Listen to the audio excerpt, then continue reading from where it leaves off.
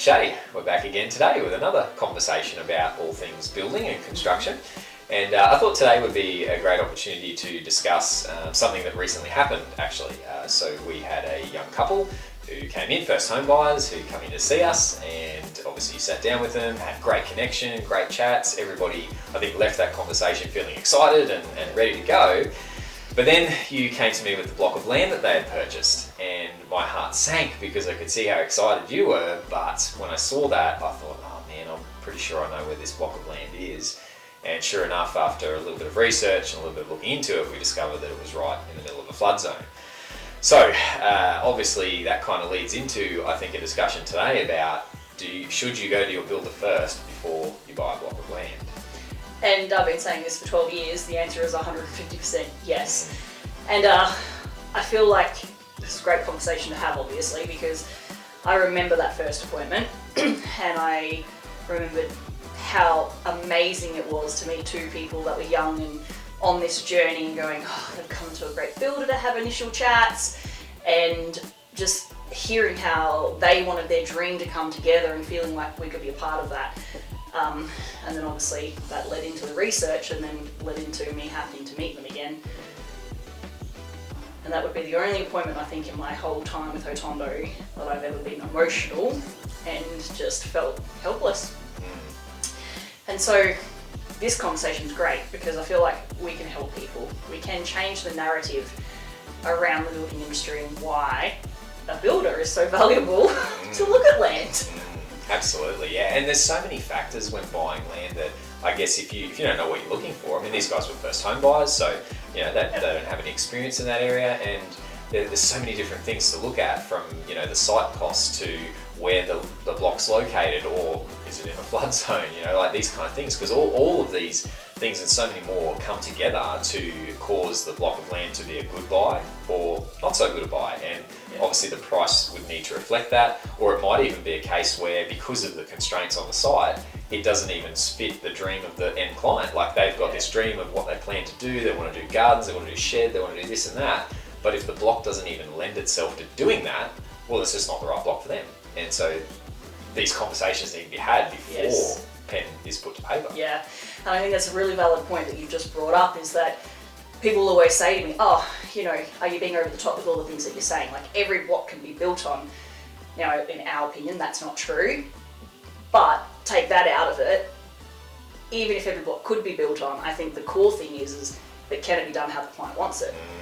And within their budget. Correct. So, you can look at 4 blocks and they can all be similar priced, similar area of location, but site cost and soil type and things that are going to complicate that particular block. There could be 40 grand variation between block A to block D.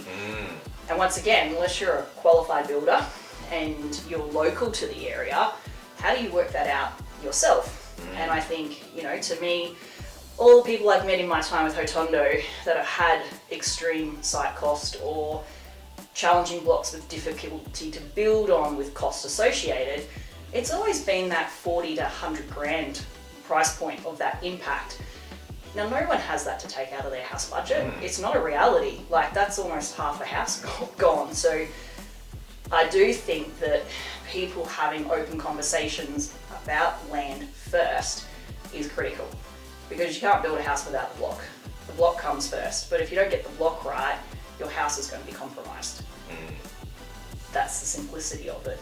But there's so many more technical things that then come into that. And I think, one of the other things is estates. If you're buying in a new estate, you've got covenants. I'm not against covenants. I really value a lot of the developments that we work closely with the developers in, but they have restrictions in regards to budget or design-wise. I know one client that we've put somewhere else now, that when they came to us, they loved an estate. Well, they also didn't like the materials that they had to use.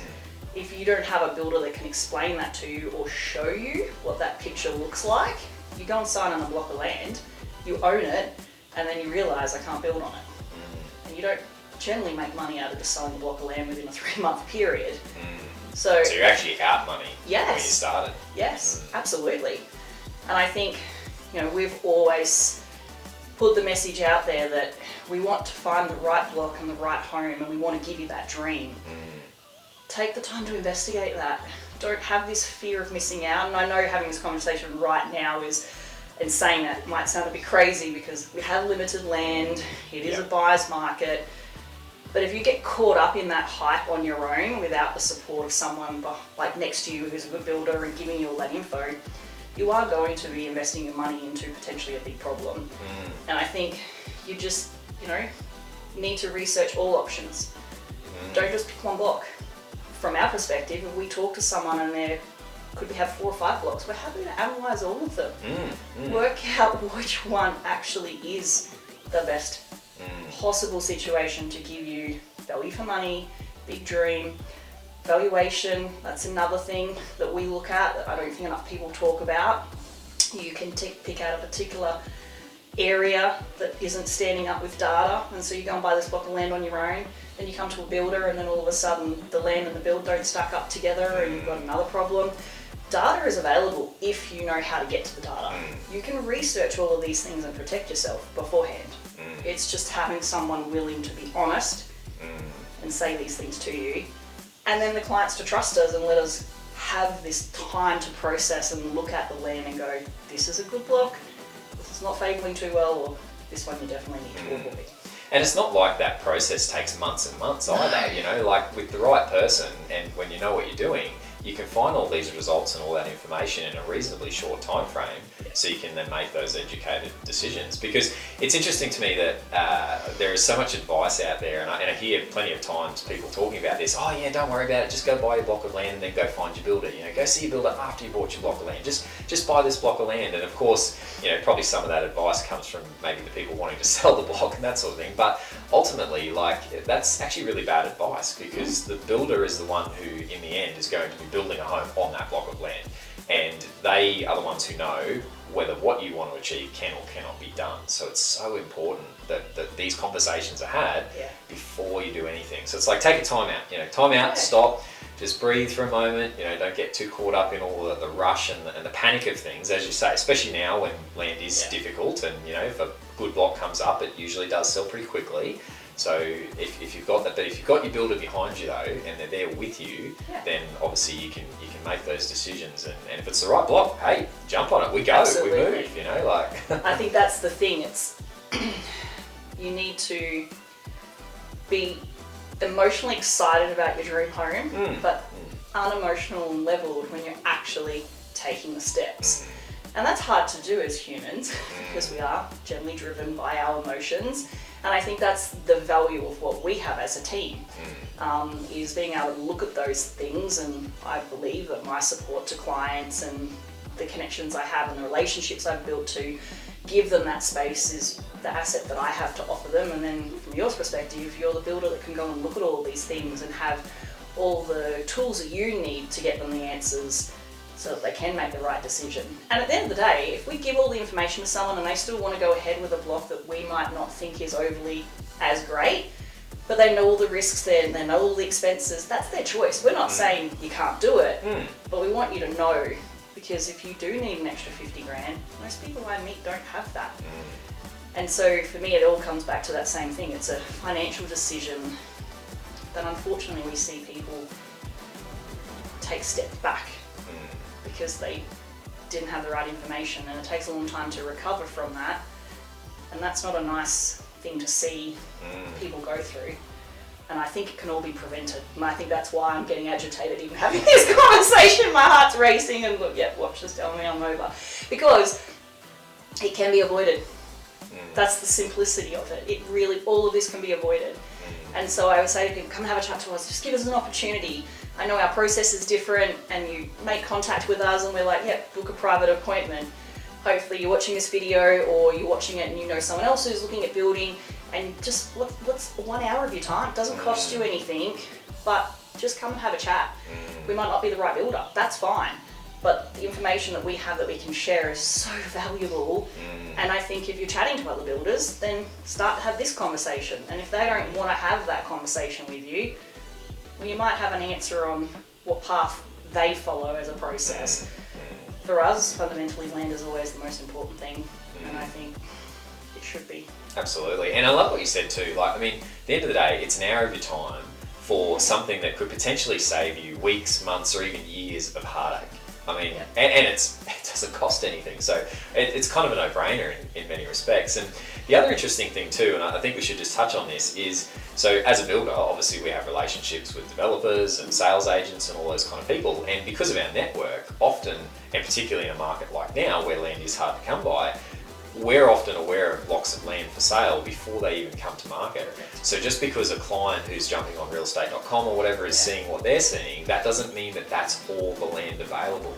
Correct. If they just reach out and we can have those conversations, you just never know. You might actually find that there's something even better than what, as a client, than what you thought. So I think it's absolutely vital at the end of the day that you come and see your builder, sit down and have a chat so that you don't end up putting your foot into a door that you don't want to go into. Yeah. So Absolutely. all right, well, I think we're probably just about out of time, but is there any other, little things that you thought, gee, we really should touch on that, or maybe last pieces of advice that we could give someone today? For me, honestly, it's just education. I think I'm big on wanting to educate people. I believe knowledge is power. And I say this to everybody that I meet. And so come and have a chat, whether at the beginning of the stage or maybe you've got a block now and you're sitting here watching this going, yeah, I did all those things that they said. It's not the end of the line.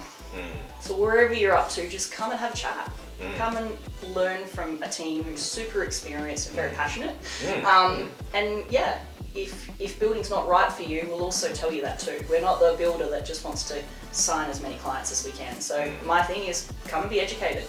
Learn from the experts. Absolutely. And I think the last thing I'd want to leave people with is, and it's a little bit left field, but like when they sign that contract, we negotiate terms if we're involved in the process. And terms on a contract for land are so important, as you know. I mean, not only for the finance side of things, but for soil tests or any other conditions that you need in there as the client, because you can't meet what the default is, well, they need to be put in there. But if you don't know what you're looking for and you don't know what to do, you end up stuck. So, terms on contracts so important. I know, and now that this has happened, I'm just like, oh, there's all these other things that I could say. We can sit here for over an hour because Absolutely. Initial consult that we have, an appointment is an hour. And so, yeah, I would just say come and have a chat. Beginning, middle or end, come and see us. Learn why we're different. That's it. I think that's the best advice we can give today. I agree. Good stuff. All right, well, thanks for the chat, Shay, and we'll talk again soon.